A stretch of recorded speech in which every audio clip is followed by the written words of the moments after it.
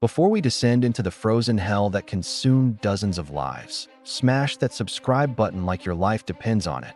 Because after this story, you'll never look at isolation the same way again. Drop a comment if you read brave enough to hear the truth they tried to bury in the ice. The body was found on March 14, 2019, half buried in a snowdrift 20 kilometers outside Vorkuta, a decaying mining town in Russia's Arctic Circle where temperatures plunged to minus 40 degrees Celsius. Local hunter Dmitry Sokolov was tracking a wounded reindeer when he saw what he thought was a discarded mannequin, its limbs twisted at impossible angles, skin turned the color of ash. When he got closer, he realized the frozen eyes staring back at him were human. The victim was male, approximately 30 years old, dressed in thin cotton clothing completely inadequate for the brutal climate. No coat, no gloves, no identification. His hands were covered in deep lacerations, fingernails torn away as if he'd been clawing desperately to escape. The autopsy revealed he'd been alive when the frostbite set in, that he'd suffered for hours before hypothermia finally claimed him. But what disturbed the medical examiner most wasn't how he died. It was the pattern of bruising around his wrists and ankles, perfectly circular marks indicating prolonged restraint, and strange chemical burns on his torso suggesting exposure to industrial solvents. Detective Yekaterina Volkov was assigned to the case, a 38-year-old investigator from Moscow, who specifically requested transfer to the remote northern territories after her partner was killed during an organized crime investigation. She'd wanted isolation, wanted to disappear into cases that mattered without the corruption of the capital. Vorkuta seemed like the end of the world. She had no idea she was about to uncover something that would make her previous cases look like petty theft. The first challenge was identification. The man's fingerprints weren't in any database. His dental records matched no one. Volkov started with the location, studying maps, trying to understand why someone would be out there with no transportation, dressed for death. That's when she noticed the pattern. Over the past 18 months, 7 other bodies had been discovered in the Vorkuta region under similarly strange circumstances, all found in remote locations, all inadequately dressed, all with those same circular restraint marks. The cases had been filed separately, each death written off as suicide or accidental exposure. Nobody asked questions when another unfortunate soul froze to death in the tundra. But Volkov saw what they'd missed. This was murder. She began pulling files, spreading them across her apartment floor like pieces of a grotesque puzzle. Different ages, different genders, but all sharing those telltale restraint marks and chemical burns. She called the medical examiners, asked questions that should have been asked months ago. Had they noticed malnutrition? Yes, severe in all cases. Signs of vitamin deficiencies? Absolutely. Evidence of infectious diseases common in unsanitary conditions? Present in 6 of the 8 victims. These people hadn't just died from exposure. They'd been systematically weakened, held somewhere against their will, subjected to conditions that slowly destroyed their bodies before they were released into the Arctic wasteland to die. Volkov checked missing persons reports. She found them scattered throughout the system. A construction worker who'd left for a promised job and never arrived. A young woman who'd responded to an online advertisement for factory work and vanished. A mechanic who'd accepted a contract position at a remote facility and stopped answering his phone. The common thread: employment offers. Legitimate sounding opportunities in a region where work was scarce.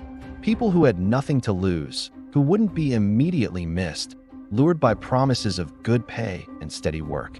Volkov spent 3 days searching for companies that matched the job descriptions. Most led nowhere.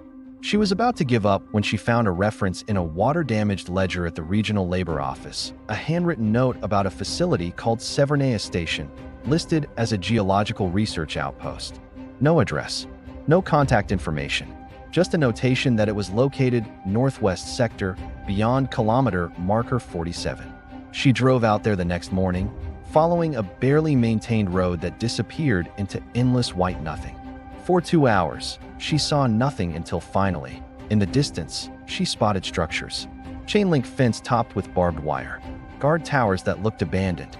A collection of low concrete buildings that seemed to hunker against the wind. No signs. No vehicles. No indication anyone had been there in months. Volkov approached on foot, her service weapon drawn. The gate hung open. Snow had drifted against the buildings, undisturbed by footprints. She was about to conclude the place was abandoned when she noticed something that made her blood freeze. Fresh tire tracks leading to the largest building. Someone had been here within the last 24 hours. She followed the tracks to a heavy steel door. It was unlocked. Inside, the smell hit her immediately. Disinfectant trying to mask something organic and wrong.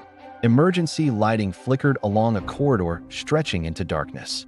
The first room she checked was empty except for a metal bed frame bolted to the floor and restraints still attached to each corner.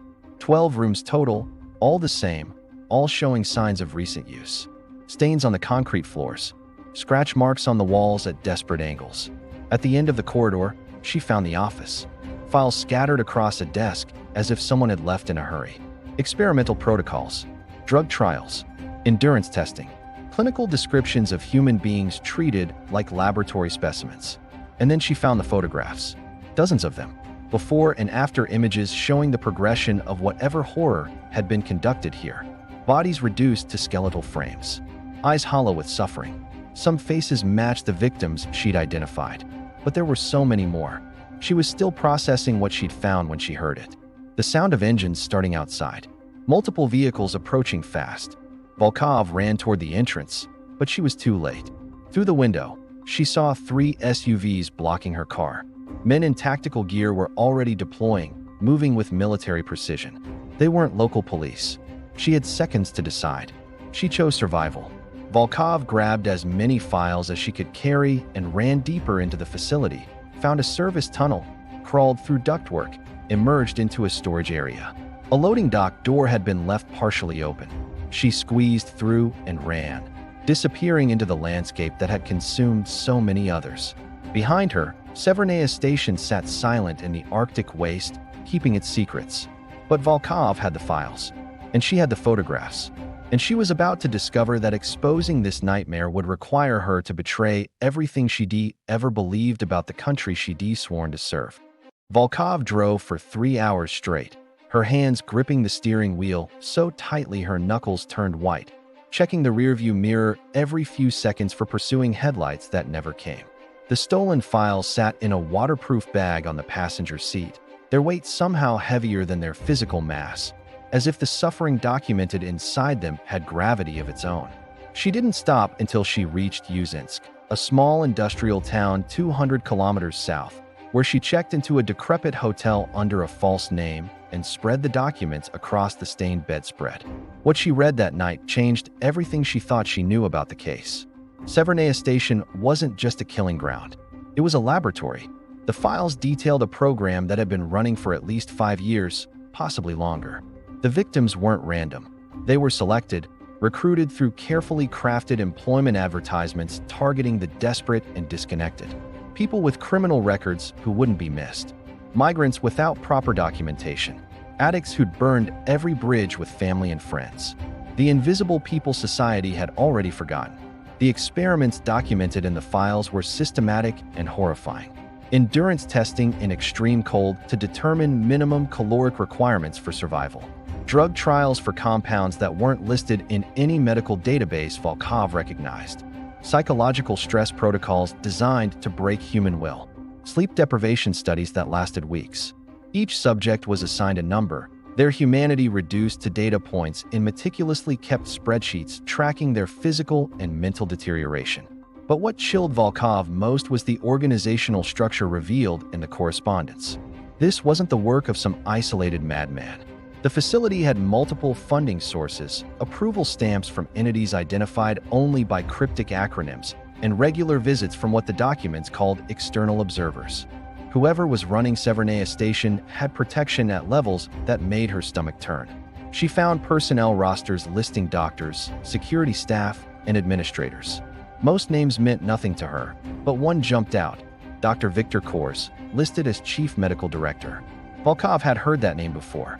5 years ago, Kors had been a prominent researcher at a Moscow hospital, specializing in extreme environment medicine, before suddenly leaving under circumstances that were never publicly explained. Rumors suggested ethical violations, experiments that crossed lines even Russia's notoriously lax medical oversight wouldn't tolerate. Now she knew where he'd gone. Volkov spent the next 2 days trying to decide her next move. Going to local authorities was pointless. The facility's continued operation despite multiple bodies suggested either incompetence or complicity at the regional level. Taking it to Moscow was equally problematic. The protection this program enjoyed meant someone powerful wanted it to continue, and she had no way of knowing who could be trusted. She decided on a different approach. Among the files, she'd found delivery manifests for medical supplies and food shipments. The supplier was a company called Meridian Logistics, based in Murmansk. If she could trace the supply chain, she might find more evidence, more witnesses, more proof of what was happening.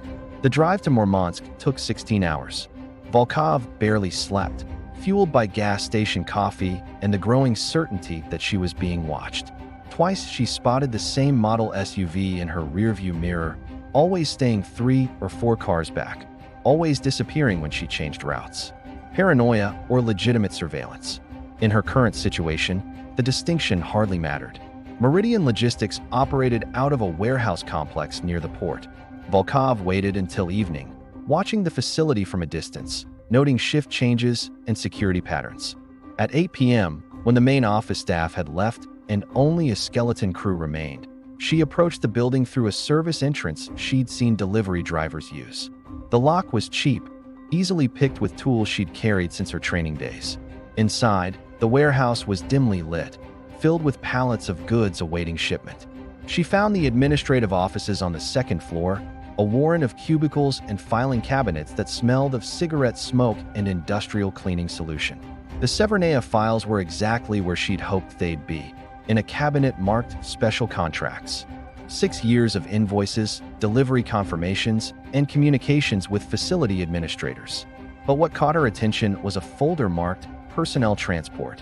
It contained travel documents, passenger manifests for charter flights between various cities, and a remote airstrip designated only by coordinates. The manifests listed names, dozens of them, people transported to the facility over the years, almost all one-way trips with no corresponding return flights. Volkov photographed every page with her phone, her hands shaking as she recognized some names from missing persons reports she'd reviewed. She was so focused on the documents that she almost missed the sound of footsteps in the corridor outside. Volkov killed her flashlight and ducked behind a filing cabinet as the office door opened. 2 men entered, speaking in low voices. One was heavy-set, breathing hard from the stairs. The other was tall and moved with the controlled precision of military training. "Moscow wants this cleaned up immediately," the tall one said. "The detective who broke into Severnaya, Volkov, she's become a problem. We have her vehicle flagged. Every traffic camera, every checkpoint.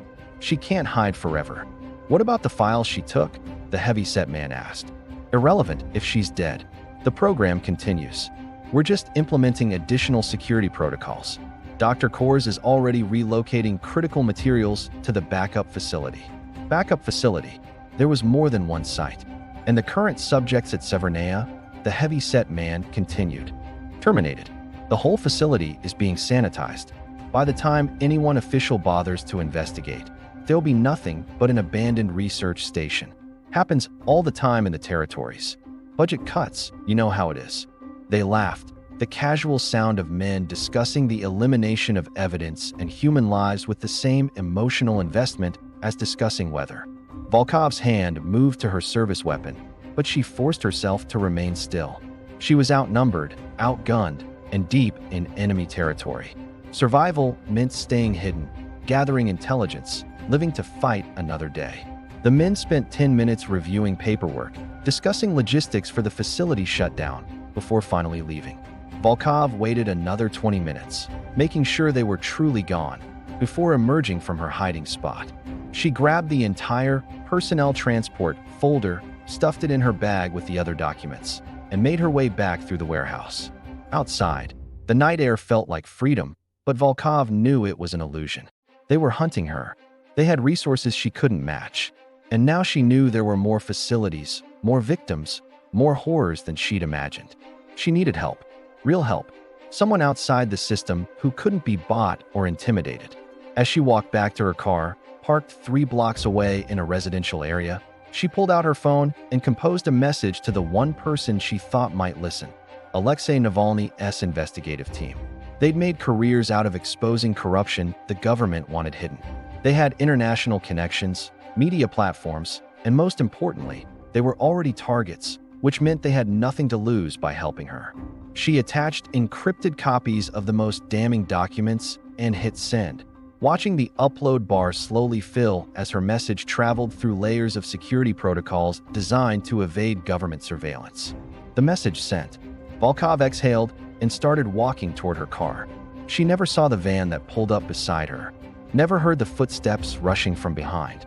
She only felt the sharp sting in her neck, the sudden weakness in her legs, the world tilting sideways as strong hands caught her falling body. Her last conscious thought before the darkness took her was a simple one. The files were sent. The truth was out there now. Even if they killed her, someone would know what happened at Severnaya Station. But as she was dragged into the van and it sped away into the Murmansk night, Volkov couldn't have known that her message had been intercepted before it ever reached its destination, that the very security protocol she trusted had been compromised months ago, or that she was about to experience firsthand the horrors she'd been investigating. The hunters had caught their prey, and they were taking her home. Volkov woke to the smell of disinfectant and decay, the same nauseating combination she'd encountered at Severnaya Station. Her head throbbed, vision blurred, wrists burning from restraints cutting into her skin. As her eyes adjusted to the dim emergency lighting, her worst fear materialized into reality. She was strapped to one of those metal bed frames, in one of those concrete rooms, staring at scratch marks on the walls left by previous victims who died hoping for escape. But this wasn't Severnaya. The layout was different, more modern.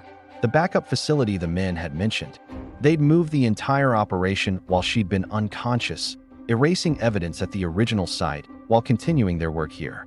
The door opened and Dr. Victor Kors entered, a gaunt man in his early 60s wearing a surgical mask and carrying a tablet. His eyes were cold, clinical, observing her the way a scientist observes a laboratory rat. "Detective Volkov," he said, his voice surprisingly soft.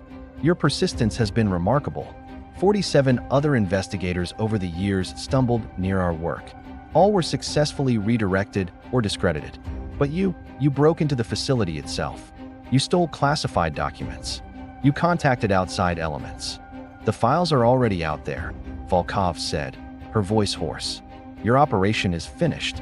Kors smiled, a thin, cruel expression. "Your encrypted message was intercepted within seconds. The investigative team you contacted received nothing. As far as the world knows, you've simply disappeared." Another detective who couldn't handle the isolation of the Arctic territories. Possibly suicide. Very tragic. He approached her bedside, studying her face with disturbing intensity. "You wanted to know what we do here. I'll show you. You see, detective, the Russian government has certain interests in extreme environment research. How long can soldiers survive in Arctic conditions with minimal supplies? What pharmaceutical interventions can extend human endurance in hostile climates? How do we break enemy combatants psychologically when traditional interrogation fails?" "This isn't research," Volkov spat. "This is murder. It's evolution," Kors corrected. "Survival of useful data over useless sentiment. Every subject here contributes to Russia's strategic capabilities. Their sacrifice, unwilling as it may be, serves the motherland." He tapped his tablet, bringing up photographs. Volkov's stomach turned as she recognized government officials, military commanders, even foreign dignitaries touring similar facilities. The protection wasn't just bureaucratic. This program had international dimensions, cooperation between nations that publicly condemned such practices while privately funding them. "You can't expose this," Kors continued, "because it's not a conspiracy. It's policy, sanctioned at levels you cannot comprehend, involving players who will eliminate any threat to operational security." He prepared a syringe, the liquid inside pale yellow. "Subject 247. That's your designation now. We'll start with the endurance protocols. 3 days without food, minimal water, temperature gradually decreased. Then we'll move to the pharmaceutical trials. Your police training makes you an interesting variable. We've never tested these compounds on law enforcement before." As Kors approached with the needle, the facility's alarm system suddenly blared. Red emergency lights flooded the corridor outside.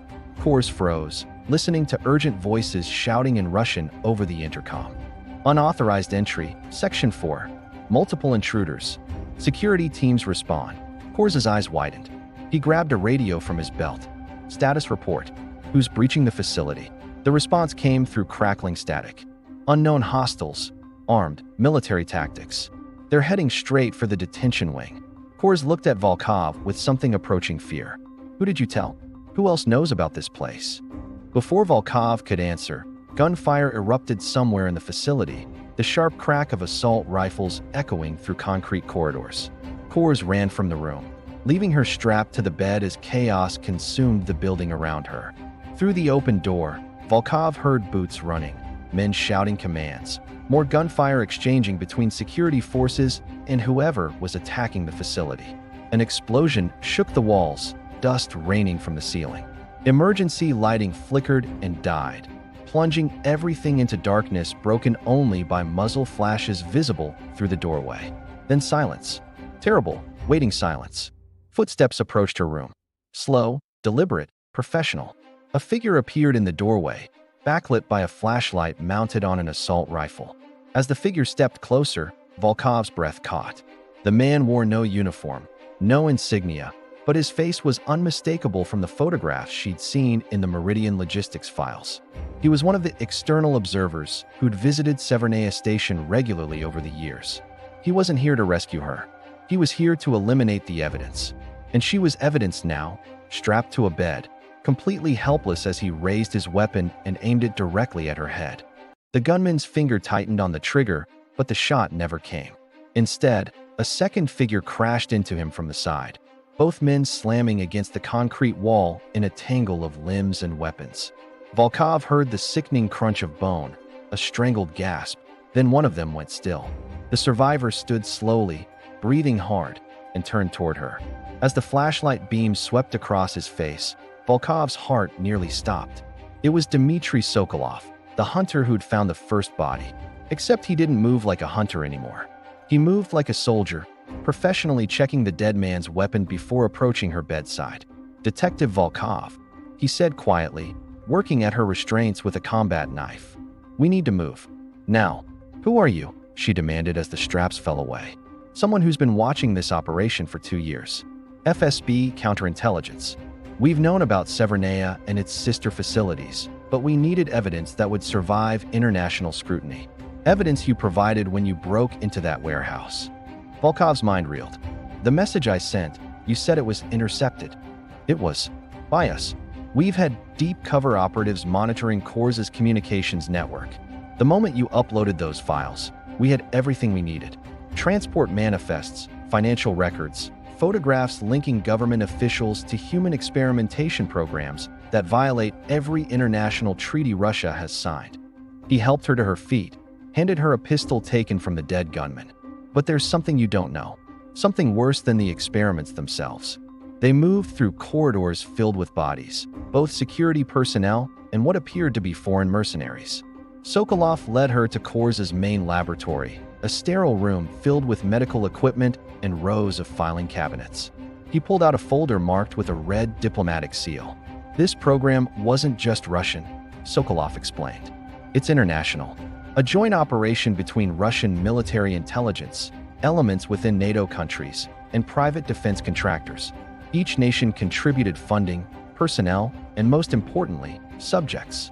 Political dissidents, refugees, people whose disappearances could be blamed on migration crises or regional instability. Volkov flipped through documents showing wire transfers from American shell companies, British defense contractors, German pharmaceutical corporations. Communication logs between Korz and scientists in facilities across 4 continents. This wasn't an isolated atrocity. It was a coordinated global network using the Arctic's isolation as cover for experiments no civilized nation would publicly acknowledge. The subjects who died at Severnaya, Sokolov continued. They came from 12 different countries. The data gathered here was shared across international intelligence networks. Your investigation threatened to expose not just Russia, but powerful interests in every major Western nation. Then why help me? Volkov asked. Why not just eliminate me like the others? Sokolov's expression hardened. Because some lines shouldn't be crossed, even in the name of national security. What Korz did here, what these governments sanctioned, It's not intelligence gathering. It's institutional evil wearing a flag. My superiors at FSB believe Russia's strength comes from moral authority, not from becoming monsters in the Arctic darkness. An explosion rocked the facility. Sokolov grabbed her arm. That's our exit signal. My team has rigged this entire complex to collapse. Everyone inside, all the remaining subjects, all the evidence of Russian involvement, it all disappears tonight. What about Kors? Volkov demanded, already extracted by his Western handlers. He's probably on a plane to Germany right now, where he'll continue his work under different auspices, protected by people who find his research too valuable to sacrifice over ethical concerns. They ran through collapsing corridors as charges detonated throughout the facility. Behind them, Volkov heard screams from subjects still locked in their cells, people she couldn't save, people who become acceptable losses in Sokolov's calculus of exposing the program without implicating Russia too deeply. They emerged into Arctic night as the facility collapsed inward, a controlled demolition erasing years of suffering in minutes. Helicopters waited in the distance, rotors already spinning. What happens now? Volkov shouted over the noise. You disappear, Sokolov replied. New identity, new life, somewhere warm. The files you gathered will be leaked anonymously to international media, heavily redacted to remove evidence of Russian state involvement while exposing the Western companies and officials who funded this nightmare. It won't be complete justice, but it's the truth the world will accept. And the victims? The families who never got answers. Sokolov's silence was answer enough. 3 months later, Volkov sat in a cafe in Buenos Aires under a name she was still learning to answer to, reading international news on a tablet. The story had broken exactly as Sokolov predicted. Investigations into illegal human experimentation, arrests of mid-level Western corporate executives and scientists, carefully constructed narratives that blamed rogue actors rather than systematic state programs. Kors's name appeared nowhere in the coverage. He'd vanished like smoke, protected by the same networks that had enabled his crimes. But late one night, Volkov's phone received an encrypted message containing a single photograph. Dr. Victor Kors, walking through what appeared to be a hospital corridor somewhere in Northern Europe, still free, still working, still wearing that same clinical expression she remembered from the facility. The message included no words, but the implication was clear. The program hadn't ended. It had simply moved, adapted, continued under different names in different places. The network protecting it was too vast, too valuable, too deeply embedded in the machinery of global power to ever truly dismantle. Volkov deleted the message and finished her coffee, staring at crowds passing outside, wondering how many other Detective Volkovs were out there right now, stumbling toward truths that powerful people had decided the world wasn't ready to know. Wondering how many frozen bodies were waiting to be discovered in isolated places where nations conducted the research their citizens would never tolerate in the light of day. The Arctic keeps its secrets well, and some secrets, she'd learned, were protected by forces that transcended borders, ideologies, and any naive belief that justice eventually prevails. She ordered another coffee and opened her laptop, beginning to document everything that couldn't be proven, everything that had been redacted from the official story, creating a record that might someday matter to someone brave or foolish enough to continue the investigation she'd been forced to abandon. Because the one thing Volkov had learned in the frozen hell of Severnaya Station was this: evil doesn't announce itself with horns and pitchforks. It arrives in budget proposals and classified memos, protected by national security classifications and the comfortable lie that some sacrifices are necessary for the greater good. And somewhere in the Arctic darkness, another facility was already operating, processing another group of forgotten people into data points, continuing research that would never see peer review but would absolutely inform policy. The death camps Russia hoped you'd never hear about weren't just Russian. They were ours too. All of ours. And they're still running.